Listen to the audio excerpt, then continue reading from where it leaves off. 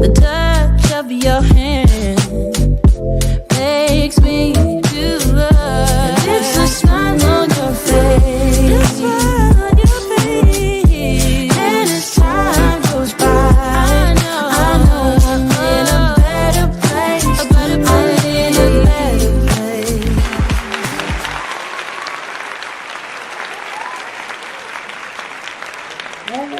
Hey, welcome to tonight's show. Put it all on red. By far, I can promise you this is probably going to be the most controversial show you've ever seen me do on this one. Now, the other one is pretty controversial, but it's Taboo Chronicles, of course. But this is Put It All on Red, and I think we ought to be talking about this more. We're going to talk about inner city and what's going on in the inner city. And then I'm from a small town. I'm going to even say, even in our community, period, right? So I'm Roberta the Tool Lady. I'm happy that you're going to be sharing this time with me. And so get ready to get entertained. And I'm certainly hoping that you even tune in to us. Let us know what you're thinking about, what we're talking about. If you agree, you don't agree, where you think we're going with this. And we're going to be talking about self-destruction. I'm looking up the song right now as I thought about it from the 80s, right? But it just seemed like we're still there. So guys, hold on to your seat. Now I'm gonna let my guest.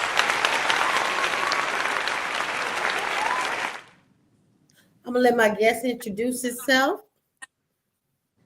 All right, my name is Emmanuel Barbie. I am a Chicago native, and I'm very grateful to be on your platform this evening. Right. All right. Well, welcome. We welcome you. Mm-hmm.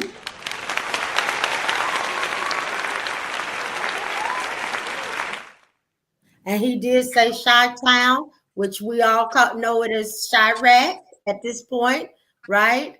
They closed off a highway. All kind of stuff is going down in Chicago at this point. Beautiful city, but certain places in the city you can't go to because of the self-destruction. All right. And it's interesting. And before we go forward with this conversation, because we're gonna talk about self-destruction, what's going on in America, and then we're gonna even take you across the waters, and we're gonna talk about some Pan-African movement. Okay, so if you don't know about that, we're gonna enlighten you tonight. You're gonna learn, right? So let's do a check-in. So, Manuel, how was your day today? How are you feeling today? My day was great. I'm feeling fine, and I'm very grateful to be here on this talk show with you. And thank you for inviting me. All right. Well, I'm happy to have you. All right. Well, for me, I am cold. I'm fixing me some comfort food. So I'm going to be having some beef tips and some rice as soon as I get off this show. So I got it over here simmering. So that's what I got. So I'm getting ready to get warm tonight after we get off this show. But I'm cold and I'm feeling a little bit smug, I guess. I'm feeling like just relaxing and eating some warm comfort food and just going to bed. So that's where I am. Now let's talk about this. I always like to bring up a topic to kind of get us into the water, right? And we already got self-destruction. If you're tuning into us, you know that we're talking about our inner cities, and not only just our inner cities, but also our towns. To be honest with you, I'm from a small town. And they related to Chicago, to be honest with you, because our crime is really bad, our drugs is bad. We've always been known to attract the mafia, right? So we got a little bit of something too, right? Mm-hmm. And welcome. So let's talk about this, Emmanuel. We really appreciate that. I appreciate that you have putting this on, to say, hey, I want to make a stop. I want to make a movement, and we've heard it kicked around. You know, what can we do with Chicago? What can we do with Detroit? What can we do with Los Angeles? Right? Well, Right. I'll say South Central. We've heard this over and over and over again. So I find it interesting that you want to take that on. And even in talking to him, guys, I'm gonna tell you what I told him, because he had said so many different things, and we all know it's large, especially if we're part of those communities. Like I said, even me being a part of the small town I'm from, and knowing the violence, the gang violence, being from Oklahoma City, you know, Tulsa, knowing how it's just infiltrated our communities, and to say, you know, to hear one man say, hey, I'm gonna take this on, because we've heard our politicians say it. We've heard people say, you know, I want to do this, I want to do that, this war on crime, the war on drugs. And but at the same time, we've seen them push it into our communities. Let's be honest, because we don't got no planes. So we've seen them help us get the dope, right? Help us get the guns. So we've helped them. We've seen them instigate a lot of things in our community. And again, I'm just go ahead and let you know again, this most controversial show that you've ever heard me do so far, but definitely something that relates to all of us, because you know. I'm here in Dallas, and not too recently, there was a young lady. Her son is a rapper, shot up, and she was on social media. You know, it's just crazy. So now, what I'm gonna ask you is one main thing that could stop the self destruction, or the I say the crime and what we got going on here. What could stop it? What do you think? One main deal to stop it, just to get us kicking the ball around. And that's a good question. And I want to tell you the answer. The answer is we have to get rid of our that slave mentality that we have, that was imposed on us by the white supremacist financial elite.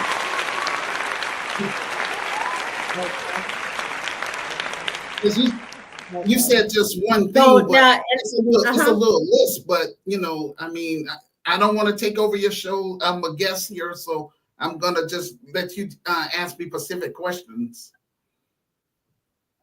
okay, all right. What I want you to do is be aware that when we talk to people, sometimes people, we think something, but we don't know what it is, right?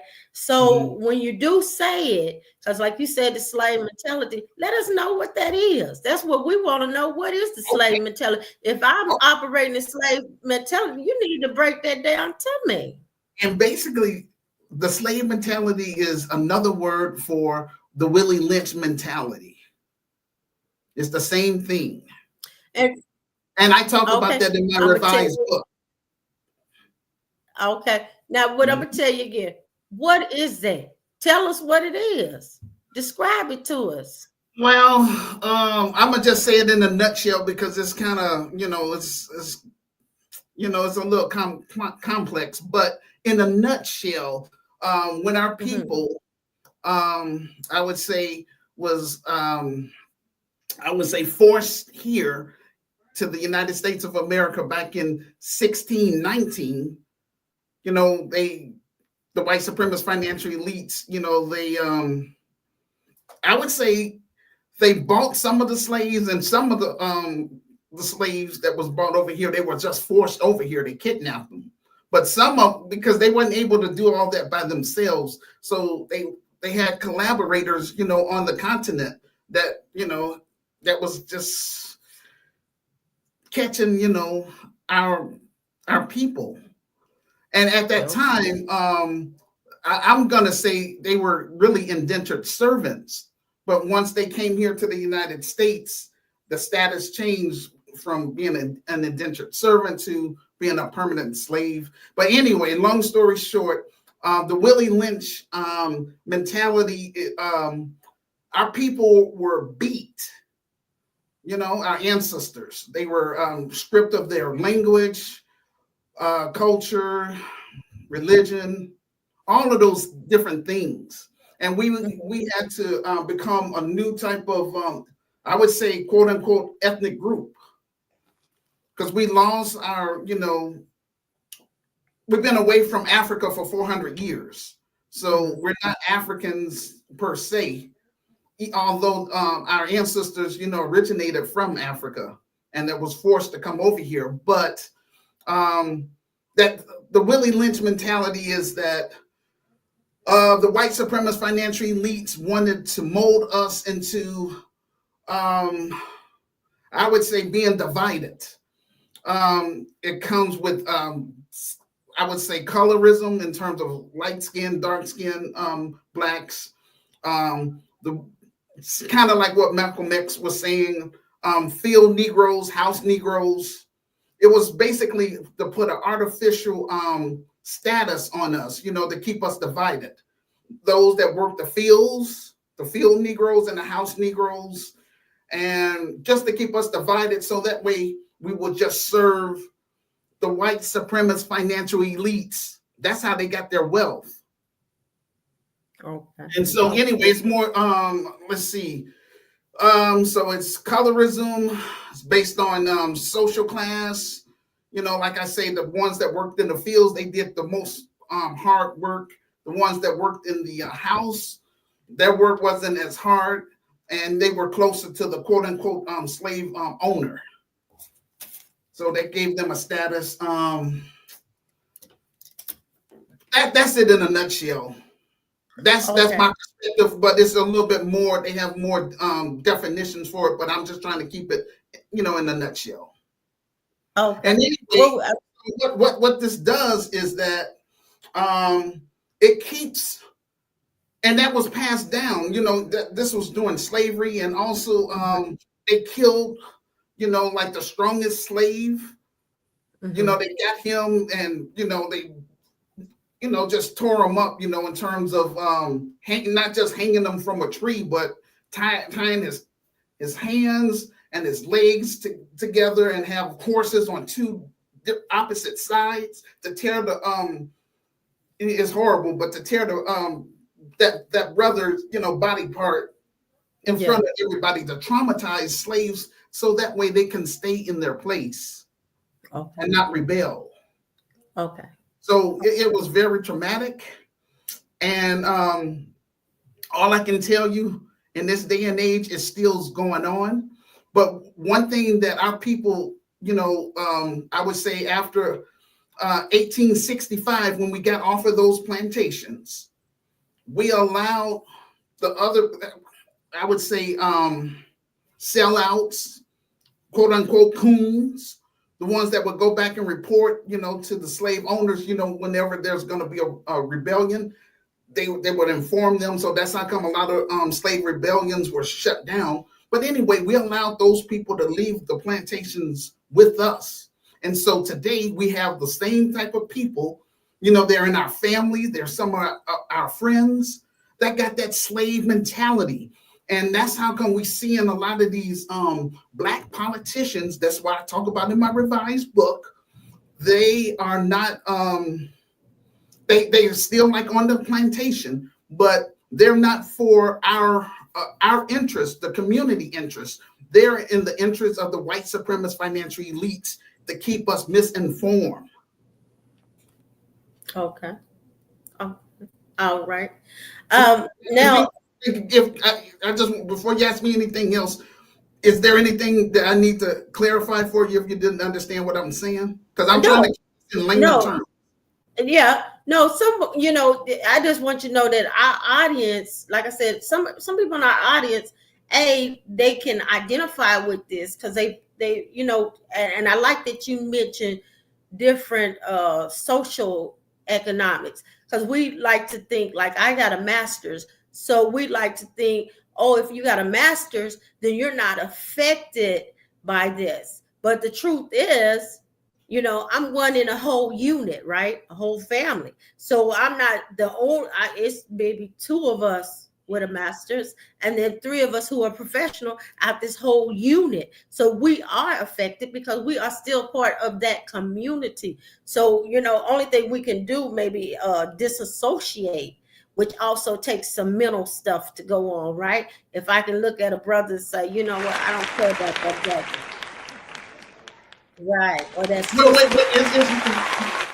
a minute. It's more than just, separate. We have to make sure we separate, like in my business that I'm trying to get off the ground, the grassroots community activist movement. Over here, we want to separate ourselves from, I would say, con artists. I don't want any con artists up in my business, and we're going to have protocol to help deal with that. Okay. So you're saying to me, what I'm hearing you say, you're not going to go on 10 years and tell me you're going to build a school and never build it. But you're going to be still out on media on the forefront selling it. Is that what I hear you say? Say that again, that question, what you just asked me. I said, so what you're telling me, you're going to build it. You're going to build it. You get the resources, you're going to build it. And I'm not going to be here 10 years from now hearing the same story. Is that what I'm hearing? Yeah, exactly. But I'm not going to build it myself. My members are going to build this. Okay. Not myself, because I'm not setting myself up for failure. Okay. And it's more than just about a one man. Okay. In my business, we're going to work together as a unit. Okay. All right. Yes. Yeah. Now, so I do like that you did say that, because that is a big part of it. We all are responsible for each other, and we all are affected, even though we may think that we're not. And we are showing how you can connect with Mr. Barbie and follow him, and you can support him. He does have videos. He does have a book. Mr. Barbie, what is your book called? Okay, great. That's a great question. The name of my book, and this is also the foundation of my Christian business, it's called The Solution for Black America: Reclaiming, Rebuilding, and Restoring the Urban Ghettos in America, 2nd edition. It's available in 2 forms. It's available as an ebook. It's also available as a softcover book. The ebook is $9.99. And this the softcover book is $15 plus shipping and handling. Okay. Now, Mr. Barbie, let's go back to you. You just said what kind of is it religious? Or what kind of religion is it? What would you identify that for me? Oh, okay. Let me go there too. All right. My business, and I have to keep saying mine, because over here, I would say Black Chicago. I've been reaching out to Black Chicagoans for over 20 years, and I'm still on first base, and that's not cool. And this is how come I created, my platform. This is how come, I do my videos, because I want to reach like-minded, Black Americans, as well as like-minded African immigrants. It's gonna be for, I would say, secular people as well as spiritual people. I would say it will fall more so under Christian socialism. Okay. But it's I find that, and I also welcome, like I say, I welcome secular people too. That's non-religious. Okay. And I just say that because we're in an era. Someone had put it on here earlier that we're on an era where we're being educated now, right? So you can't, I can't think of the Bible that they had during the Bible that they pushed during slavery. I cannot think of what his name was, but we're not going for that anymore, right? We're not going for a foundation of you're holding religion over us and enslaving us anymore, or enslaving in that fact our minds, right? So I think that's neat that or I think that's awesome that you did include that, because a lot of people, what I've found, especially now, people are so disfranchised, And what I mean by that, they're disfranchised because what has happened is, for one, us as a unit and us as a people. And then I want to even say this, and this is going to be kind of it's confrontational, but it's also it's also a little different. But I think we need everybody. The reason why is because, and you know, I understand that the slave owners were Caucasian. I understand that. And I understand some of them were even Spanish. Let's get that out the way too, right? Yes. But the whole thing is, as an American, because I'm American, which that's what you said, you know, we were taken from one continent, or we all originated from one continent, and we're here 400, 500 years. I'm deep, you know, even, you know, during the times when George Floyd, they said, well, go back to Africa, right? That's not what's happening. This is my spot. This is me. This is where I'm from. You know, I can go 200 years, almost 200 years from the town I'm in when I went back and researched. So this is where we're at. So I think as a unit, we are all responsible. And I do agree. I agree that we have to unlearn some things that we have learned, right? And also, I believe that we can have what you have, generational trauma. So I think that's kind of two of the same, because it's things that we have learned, or our grandparents learned or experienced, and their parents, right? So I agree wholeheartedly that it's going to take some minds changing and mind shifting.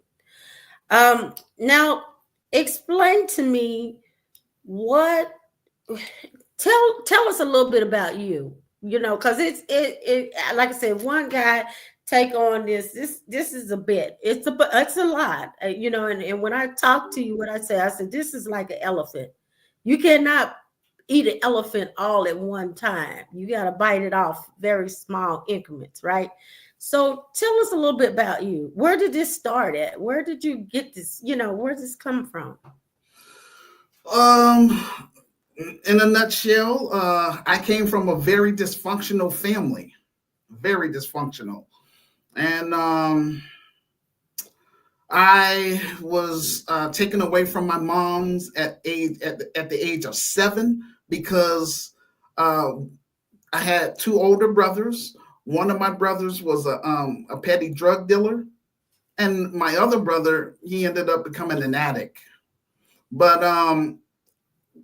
long story short, you know, I was taken away from my mom's because my mom's apartment was raided. I'm gonna say a couple of times, and that's when Department of, they call it DCFS, Department of Children and Family Services, got involved. And um, again, I talk about all this stuff in the book, so I'm not going to go into detail, but I was taken away from my mom's. I was placed into different foster homes, and then I ended up in group home, and that was rough for me. But in that group home, I learned about Pan-Africanism. So I learned about this stuff, you know, at an early age, and I was gravitated toward it, and I enjoyed it. And also, I read a book about Malcolm X, and I felt like me and him have the same type of upbringing, and our story was similar. The only difference is, you know, he was practicing Islam, and I was practicing Christianity. Which before he passed, he said it's no difference, right? I don't know what he said. Sorry. Well, before he passed, once he went to Mecca, Uh-huh. he went to Mecca, and Yeah. he said that we should embrace all people. Oh, yes. Okay. Kind of But yeah, he said people are people, right? This is what I was saying, that, you know, I understand the other part, but I believe wholeheartedly that we're gonna have to have a forgiveness period, and then we have to rethink we have to rethink our thought, because I sit here and I think about it, and I may need to wait till later on to say this, but I'm gonna go ahead and say it while it's on my mind, because somebody asked me, why don't people know it? If you're a people that have been enslaved, you're people that have been out of slavery 400 years, and everybody seems to be hating you. Everywhere it's a problem because of your tonation of your skin, because that's all it is. It's a tonation of skin. Now, what I'm going to say is, do you not know how much a God must love you for all of these people to be after you? People just don't wake up and say, I'm after this one group of people. I don't like this group of people. And then another thing, us as a group, that group of people, because it's true, and no matter where you go. I've been to Africa before. I've been to Germany, to the airport where they separated us, right?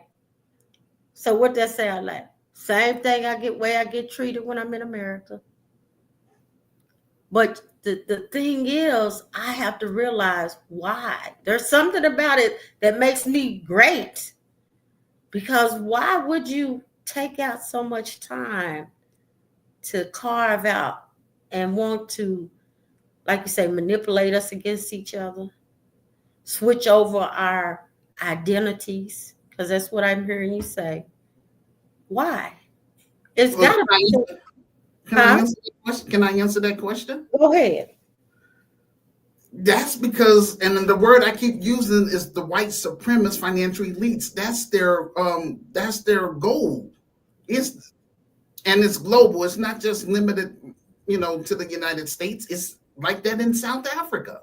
And that in South Africa, the white supremacist financial elites are only, I think, only 10% of the population. Yet they run the whole country. Even though the apartheid is over, even though they have a black government, the white supremacist financial elite still call the shots, because whoever owns the land, they own the economy. Right. And that's how first I got to get my business popping here in America first. And then I'm going to expand it to South Africa and hopefully, 10 other African nations, but I got to get it popping here first in Chicago. Okay. Mm-hmm. Okay. Now, so I hear you say a great desire. Now, let us know a little bit more about this business. How will it work? What will it look like? Okay, first of all, the name of my business is called the Grassroots Community Activist Institute of Chicago. Our mission is to help eradicate urban violence in Chicago through art, culture, commerce, spiritual development, as well as hosting African tours. We're going to visit 10 African nations. They are as follows. But before we visit those African nations, I'm calling upon African immigrants that's here within the United States of America to make themselves known to me, because they're going to work with me to help build this Christian business, as well as like-minded Black Americans. The 10 African nations are South Africa, Kenya, Ethiopia, Tanzania, Uganda, Angola, Liberia, Ivory Coast, Ghana, and Nigeria, because that's in the Sahara part of Africa. I mean, they call it that, but basically that's where a majority of the Black, or they don't call themselves Black, but anyhow, that's where I would say Black Africans, they dominate. Okay. Well, in North Africa, it's the is Arabs. They invaded North Africa. They that's not really their homeland. Their homeland is really Saudi Arabia, but they colonized up there. Okay, so now let's talk about this. Let's go back, because like I said, I like my viewers to know what we're talking about. I don't want to be over their head. I want them to be able to put it in their mouth and taste it, right? Yes. So what he's talking about, we all heard Kendrick Lamar, they're not like us, right? He talked about the colonizers. So now he's talking about the colonization of Africa. And Egypt, guess what? Is part of the African continent. That's one of the places he's saying is being colonized, right? He said King Tut and them didn't look like the folk that live there now, because those folks came from Mesopotamia. Is that what it's called? The middle there. Their neighbors came from over where came from where Saudi Arabia and those places. Yes. That's true. And really, actually, the Red Sea that that is talked about in the Bible is in that area as well, going into this area that we're talking about. Yes. So that's what he's trying to say, is that those places, and that's why they're a little fairer skinned than the other Africans. But all in all, that is part of Africa. So when you hear those places, Morocco, Egypt, that's Africa. That's right. Yes. He's talking about that. That's what he's saying. He is saying Black African or dark skin. But the truth is, in that continent, now they do have some places who have also gotten some of that in their head as well, where they use a lot of fade cream, right? But the truth is, Africans don't look at each other like that. They look at each other as Africans, right? They'll tell you what country they're from. That's it. Same way with Germany, same way with Paris, same way from any other country except our country. America is the only country that we even have to take time and discuss this. And it's really sad because it's gone on way too long.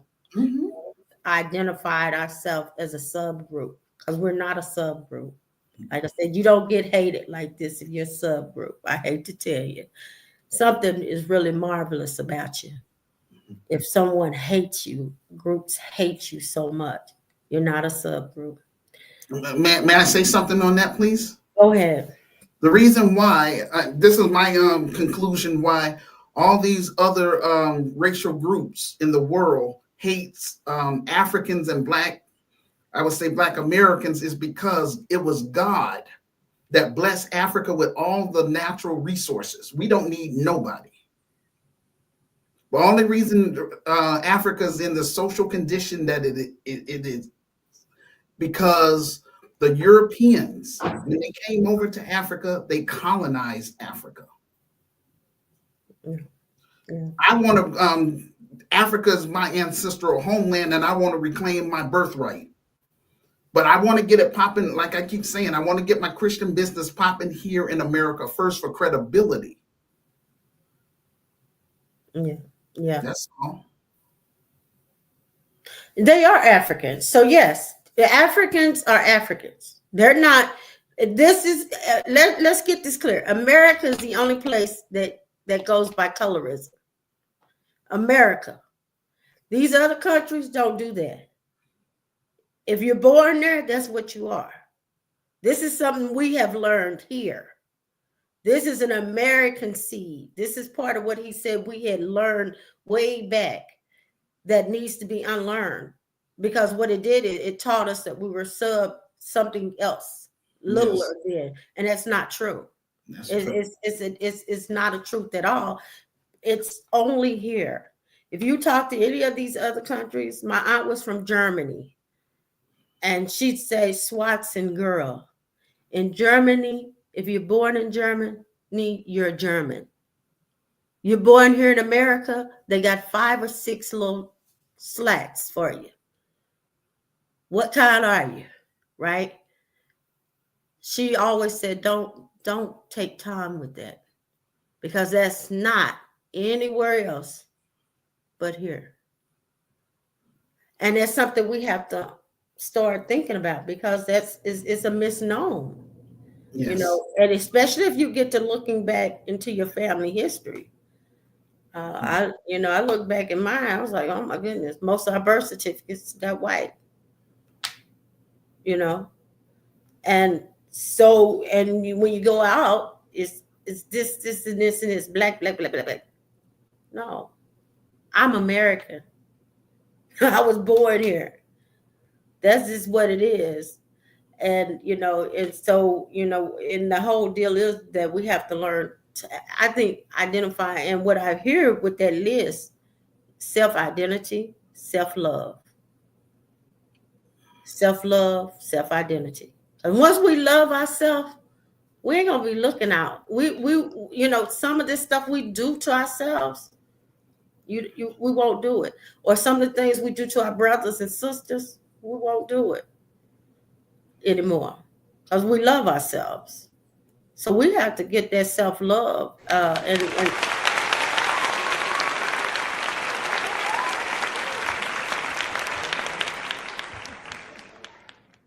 no. Thank you. And Mr. Emmanuel, now how let me know this. So how do you put it together? Say you're where you are. What do you do to get that word out there? Oh, like I've been doing, I've been passing out flyers. Hold on, please. Before I go into all of that, I used to do street ministry.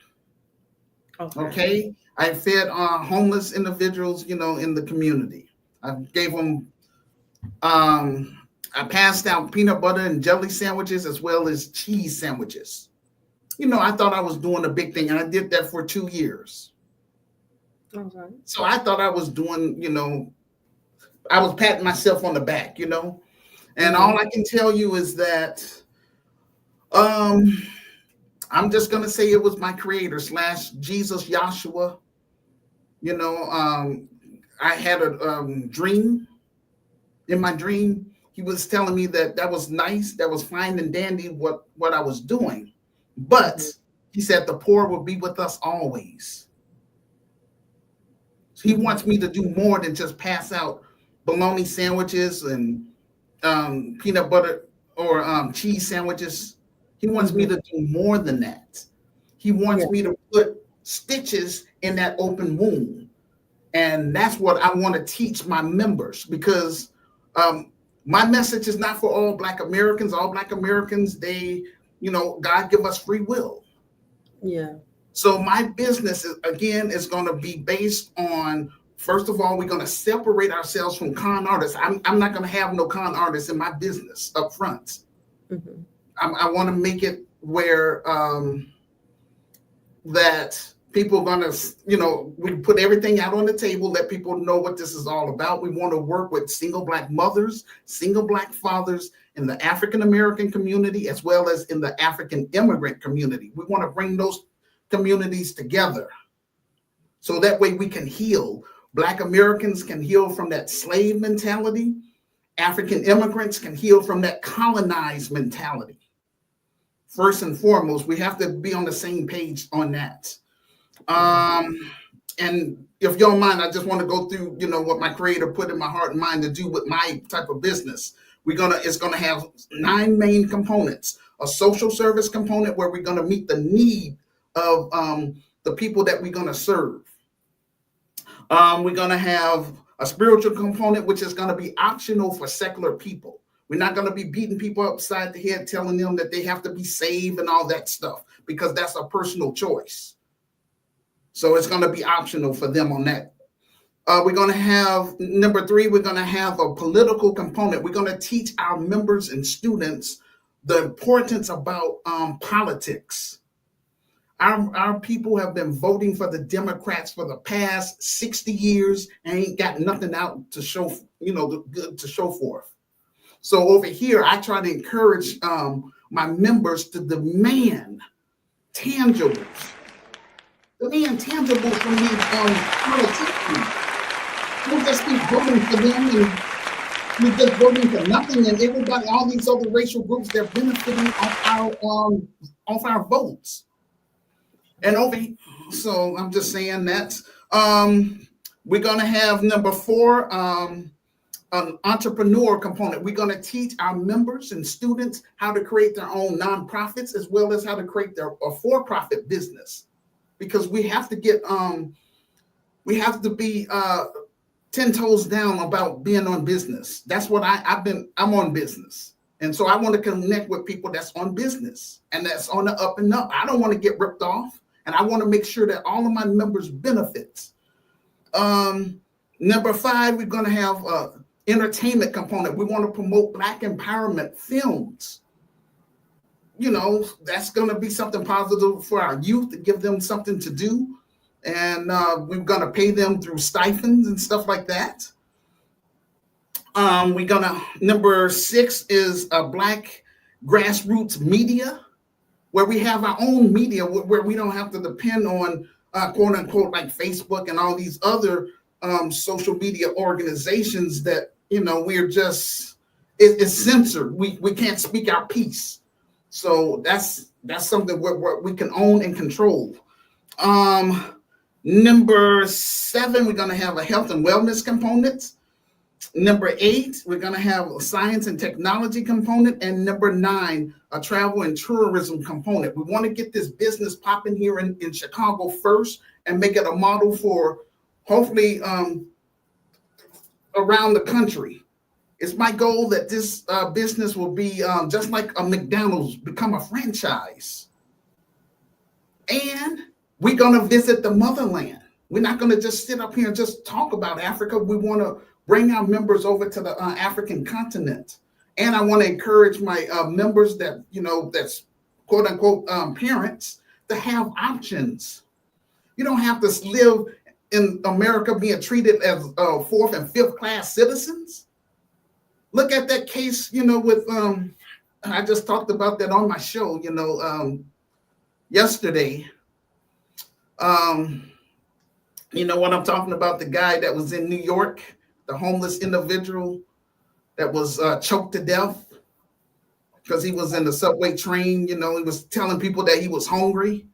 That was, You didn't hear about that? I don't know. Okay, but anyhow, he was choked out, and you know, the perpetrator, Daniel Penny, he was acquitted. He didn't go to jail. No time served, and he killed an innocent man, an innocent Black man. Okay. And was he a police? No, he wasn't a police. Sorry. No, he wasn't a police. Oh, you're fine. You're fine. You know, I tell you what, I can only give my view as a Black woman, you know, here in America. Or as I would say, a woman that is a darker tone. I can only give my view, but I couldn't imagine being a man. I'll say it that way, because you guys are even hunted down more of it's all the time. It's more often than a woman. Although we have here in Texas, we've had several women who have also been unlived for no reason at all, or to little to none. So yes. It is an issue. Yes. So I can understand your frustration. It's something to be frustrated about. And that's why, like I said, it should be some more accountability, not only just for us as building a module with self-destruction, to stop self-destructing ourselves, because that's what we're doing. We're breaking our communities, breaking our families apart. We're doing a whole lot. And the whole thing is that we need each other, and we need our counterparts. We need them also. I'm just a whole believer in that we need all the cultures to rally up with us. I disagree with you. I'm sorry. You don't agree with that? I agree, because why? Because we've been doing that kumbaya for so long. Let me tell you this. Ida B. Wells, she was helped by what? The White Women Voters League. That's who helped her. That's who helped us get the right to vote. That's who sent her overseas to stop them from lynching. That's who helped her get her money. So hey, we need people who are going to come with us and help build us all together. Because guess what? It to me, this is where I see it. Like you said, the young man was hungry. Everybody ain't going to go hungry and get choked out. Some people going to do some extreme things, and some people are doing extreme things. And hey, so it would behoove us to help each other. Because see, it might not just be a black on black crime. I'm just saying. Huh. But that's just a little history. And Ivy Wells is my girl. But she did, the women, the white women voters did help her. And they did a lot for her because they kept chasing her out of the South. They burned her shop down. They would burn her out. And she just run and run. She went up to New York, and those women helped her get where she needed to be. Actually, she was so bold, they helped her even get over across the seas so they could show what America was doing to black men. And so they partnered with her. You know, them ladies did that. So we can't take that away from them. But I understand what you're saying, that it has been, we can't be so passive and believing that it's a helping hand, because all hands are not helping hands. I understand that. May I just restate what I just said, please? Can I restate what I just said? Oh, yeah, sure. So what I'm saying is that in my business, we welcome non-black sympathizers, okay? Yeah. We welcome them. But over here, we're not going to get colonized in my business. No. You know what I'm saying? And over here, we're M1. We're melanated first. So we focus on solving black issues point blank. Yeah. And that's our priority. Yeah. Now these other and like I said, all these other groups and stuff like that, just like with the civil rights movement, that was our people that were struggling. Nobody else was on those plantations. It was us. We're the ones that built America. Those lazy white supremacist financial elites, they didn't do anything. Well, they didn't, but we still have the indigenous. We have them that they took this land from. Yes. We still have others that, it's other groups. And like I said, we really have to think about this we really have to rethink this, because the thing is, some of these groups, we have a lot more alike than we do not alike. I'll tell you that. And also, you said sympathize, empathize. We don't want you to sympathize. I don't want nobody sympathizing with me. I want you to be able to empathize, know what I'm doing when I'm walking in my feet, in my shoes. You know what I'm saying? I want you to be able to feel how I feel. I don't want you to feel sorry for me, because I don't want nobody to feel sorry for me. I just want you to know how it is for me to walk this walk and talk this talk, because sometimes it do get hard. Now, I just got one thing before we... Okay, I just want to mention this to your audience. Over here, we're about pushing lineage-based cash payment reparations for descendants of American slaves / freemen. Yeah. Nobody else deserved that. Yeah. Now, the Native Americans, they already getting reparations. Oh, yeah. I would say Japanese Americans, they got reparations, Yeah. Even American Jews, even though that their incident didn't happen here, that happened over there in Germany under the Obama administration. He gave $1 million or maybe more to the American Jews. Yeah. But he wanted to deny us reparations. So that's not right. Well, and I agree with you. I agree that and I'm gonna tell you another secret. Most Americans of color, I'm speaking about my group, we own property until they start sending us into the plights of the city, Chicago, Detroit. We were property owners. We own most of the property. And as this man said, property ownership is equal to what?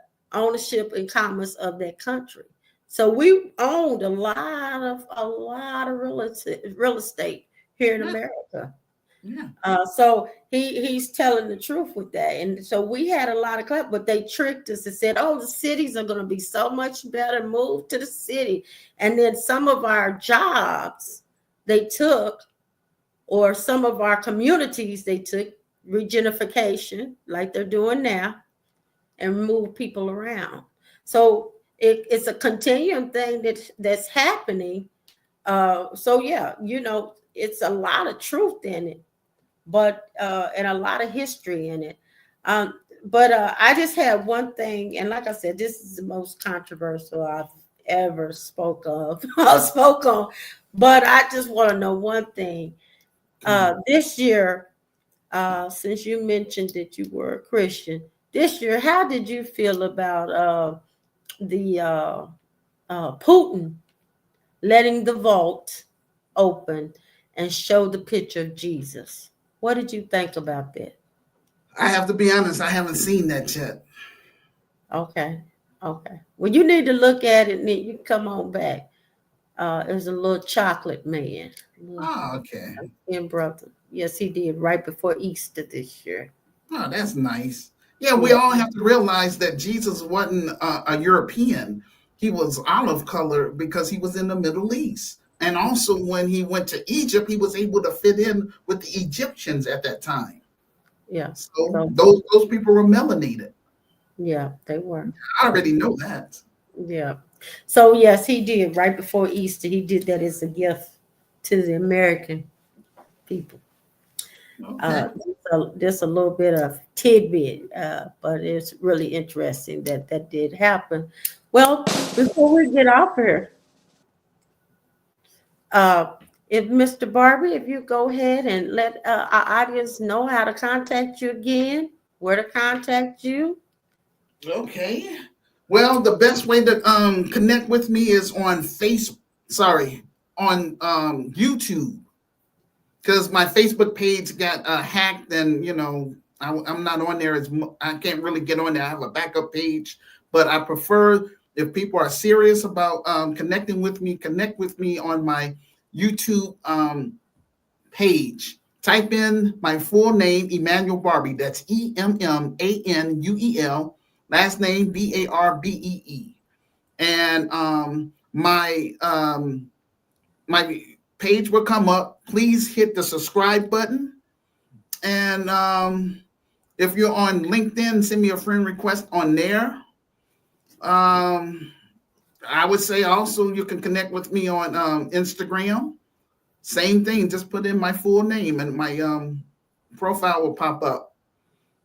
Okay. If you want to come on my platform, just send me your email address and we'll make that happen. I give people an opportunity to promote their businesses, their ministries to my listeners.